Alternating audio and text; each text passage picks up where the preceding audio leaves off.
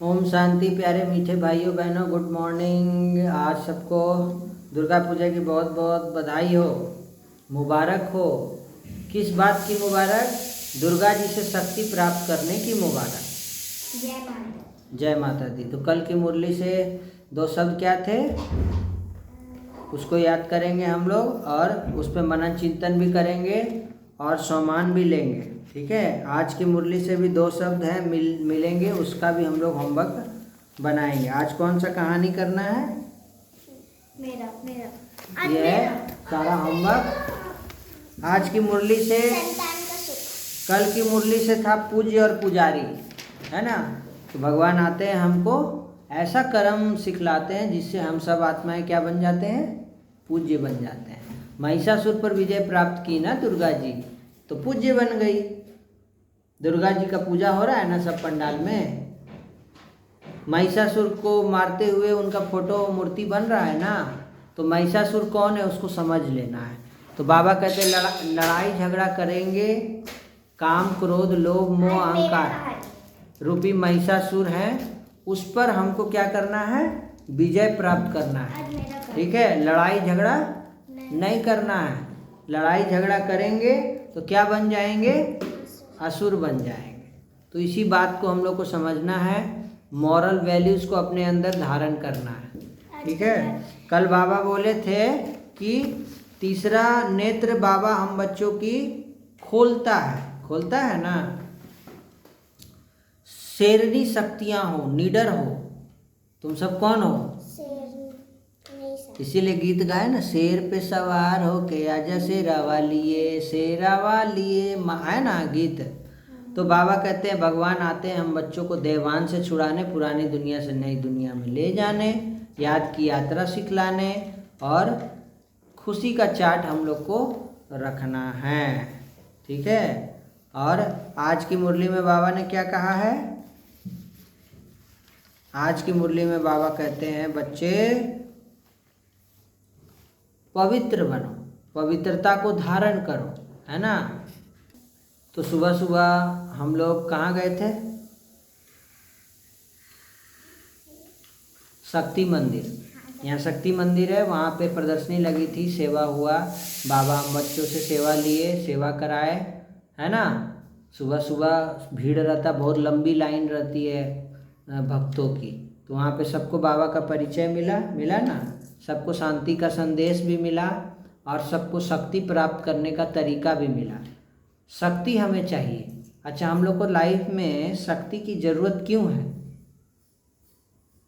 सदा पॉजिटिव रहने के लिए शक्ति चाहिए। नेगेटिव रहने के लिए शक्ति की ज़रूरत नहीं है, वो अपने आप ऑटोमेटिक है। उल्टी गंगा बह रही है, हमको सदा पॉजिटिव रहना है। हमको गुस्सा छोड़ना है, उसके लिए शक्ति चाहिए। हमको एग्ज़ाम में अच्छा नंबर लाना है, उसके लिए शक्ति चाहिए। जीवन के किसी भी परिस्थिति को पार करने के लिए हम लोग को क्या चाहिए? शक्ति चाहिए। जीवन में सदा खुश रहने के लिए हम लोग को क्या चाहिए?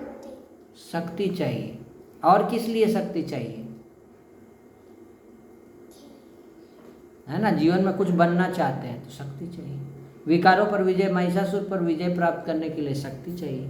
आलस, अलबेलापन, सुस्ती, शरीर को निरोगी बनाने के लिए भी क्या चाहिए?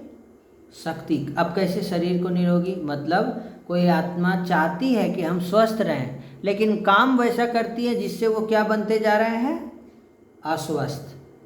तो आज बाबा वही बोले कि बाप आए हैं सबके दुख हरकर सुख देने, दुख हरता सुख करता, है ना।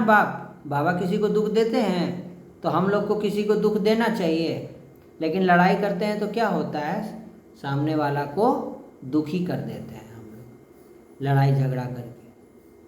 तो हम लोग को बाबा दुख नहीं देते, तो हम लोग को भी किसी को दुख नहीं देना है।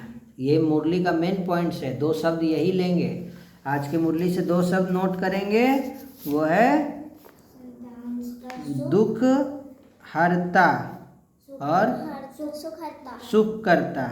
ठीक है, आज की मुरली से यही पॉइंट ले लीजिए।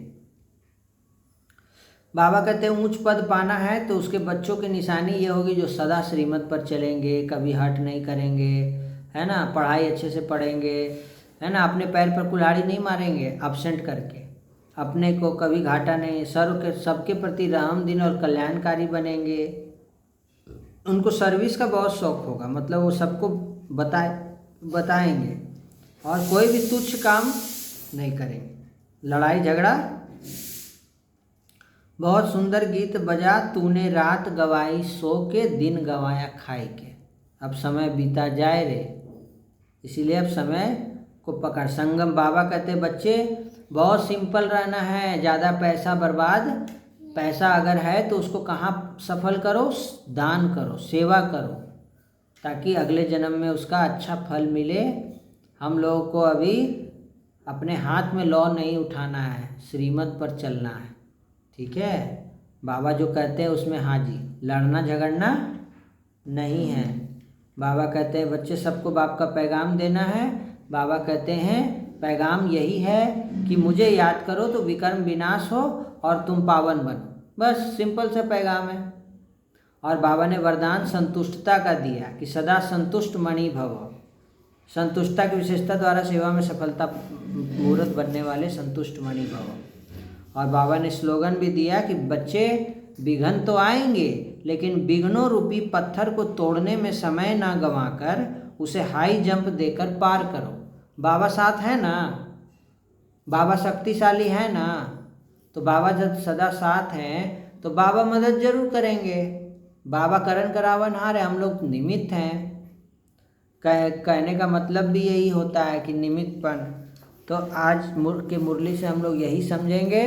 और आज हम लोग कहानी लेंगे, बहुत ही सुंदर कहानी है, सरस कहानियाँ, टीजल गुप्ता क्लास 2 की कहानी है, बहुत ही सुंदर है। ये बंदर को देख रहे हैं,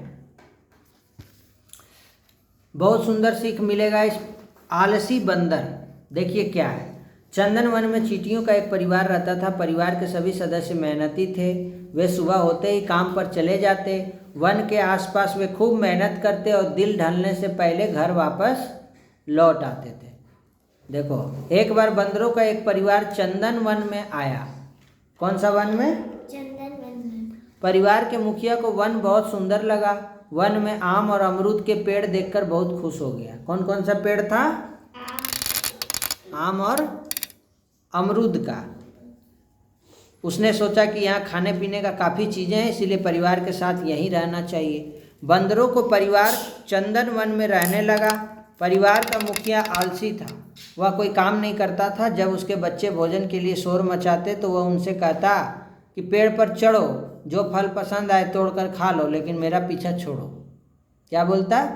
जैसे इसका बंदर का जो पापा थे, उसको खाना मांगता बच्चा लोग, तो क्या बोलता कि जा पेड़ पर चढ़ के तोड़ लो, हमको मत बोलो। उसकी मम्मी को क्या बोलते? मम्मी को कि मम्मी खाना दो ना, तो उसका बंदर का मम्मी बोलती कि जा पेड़ पर चढ़ के तोड़ लो, हमको मत बोलो। बंदरों का मुखिया बच्चों को उनके हाल पर छोड़कर सज धज कर सैर करने निकल जाता था। उस सजने में टाइम लगाता। परिवार के प्रति उसकी लापरवाही देखकर चींटियों को अच्छा नहीं लगता था। एक दिन चींटी ने बंदर को समझाते हुए कहा कि अपने परिवार के प्रति लापरवाही अच्छी बात नहीं है। बरसात का मौसम आने वाला है, तब तक अपने बच्चों के लिए एक घर ही बना लो। तुम्हें मेरे बच्चों की चिंता करने की ज़रूरत नहीं है। कौन बोला? बंदर ने कठोर स्वर में उत्तर दिया। किसको दिया? चींटी को। हाँ, कहते हैं तुम अपने बच्चों का चिंता करो, मेरा बच्चा का चिंता करने का दरकार नहीं है। चींटी समझ गई कि आलसी बंदर को सलाह देने से भी कोई फायदा नहीं है। वह अपने रास्ते चली गई। उसने अपने परिवार के लिए भोजन की व्यवस्था करनी थी। उसके पास व्यर्थ बातों के लिए समय नहीं था। कुछ समय बाद चंदन वन के पेड़ों के फल समाप्त हो गए, उनके पत्ते झड़ने लगे। बंदर के बच्चे भोजन की तलाश में इधर उधर भटकने लगे। अपने बच्चों को भूख से बिलखते देखकर बंदर को बहुत दुख हुआ। अचानक बारिश शुरू हो गई। बंदर अपने बच्चों के साथ पेड़ पर चढ़ गया, परंतु वहाँ भी बारिश से बचाव न हो सका। उसने देखा कि चींटियों का परिवार अपने घर में सुरक्षित है और उसके पास भोजन की भी कमी नहीं है। बंदर अपने बच्चों के साथ पेड़ पर सिकुड़ा बैठा था। वह अपने परिवार की ऐसी दशा देखकर बहुत दुखी था। वह सोच रहा था कि अपने परिवार की इस हालत का जिम्मेदार मैं खुद हूँ। यदि मैं मेहनत की होती तो अपने परिवार के लिए घर बनाया होता तो आज हमें इस प्रकार का दुख ना होना पड़ता। तो आलस बहुत बड़ा दुर्गुण है, हमें आलसी नहीं बनना है कि नहीं एग्ज़ाम आएगा तो पढ़ लेंगे ना, नहीं, हमको पहले से उसका मेहनत करके तैयारी करके रखना है ताकि एग्ज़ाम आए तो रिवीजन करके दे दिया। समझ में आया? अब मॉर्निंग वॉक जाएंगे ना, नहीं, हमको रोज़ जाना है, उठना है, सोना नहीं है, सुबह 5 बजे अमृत वेला करके। चलिए आप लोग भी प्रश्न देंगे, इस कहानी से क्या सीख मिला कमेंट करके बताइए। चींटियों के परिवार के सदस्यों का स्वभाव कैसा था? जवाब दीजिएगा कमेंट में। बंदरों के मुखिया ने चंदन वन में रहने का निर्णय क्यों किया? बंदरों के परिवार के मुखिया का स्वभाव कैसा था? कठोर। चींटी ने बंदर को समझाते हुए क्या कहा? कि बरसात का मौसम आ रहा है, थोड़ा खाना जमा कर लो। बंदर को क्या देखकर दुख हुआ? कि चींटी घर में मस्ती से रह रही है और हम अपने परिवार की बुरी दशा देखकर बंदर क्या सोच रहा था? कि काश मेहनत कर लिए होते। होमवर्क दिखाओ, और आप लोग भी होमवर्क जरूर बनाएंगे। एक पेज लेंगे, आज का मुरली का 2 शब्द है, दुख हरता और सुख करता, उसमें दोनों पॉइंट्स लिखेंगे। सोमान भी आज का लेंगे, मैं सदा संतुष्ट मणि आत्मा हूँ, मैं भी संतुष्ट, सामने वाला को भी संतुष्ट करना है, सबका कल्याण हो, सबका भला हो, सब शांत रहे, सुखी रहे, निरोगी रहे, स्वस्थ रहे। अभी दुर्गा पूजा में सब जगह पूजा पंडालों पर सेवाएं चल रही हैं, बहुत जगह चैतन्य देवियों की झांकी भी लगी हुई है। आप अपने अपने नज़दीकी ब्रह्मा कुमारी सेंटर पर जाएं और वहाँ 7 दिन का राजयोग मेडिटेशन कोर्स करें। दुर्गा जी से कैसे शक्ति प्राप्त होती है उसकी पढ़ाई वहाँ पढ़ाई जाती है, उसको पढ़ें और जीवन में हर परिस्थिति में अंगद के समान अचल अडोल महावीर बने, और महावीर हनुमान जी के जैसा महावीर बने। दुख पर विजय प्राप्त करें, नेगेटिव थिंकिंग पर विजय प्राप्त करें, विकारों रूपी महिषासुर पर विजय प्राप्त करें। ठीक है, राम जी ने रावण पर विजय प्राप्त की ना। चलिए आज के वीडियो में इतना ही, फिर से मिलते हैं नए वीडियो में। ओम शांति, धन्यवाद मेरा बाबा। बाबा को याद करिए 1 मिनट।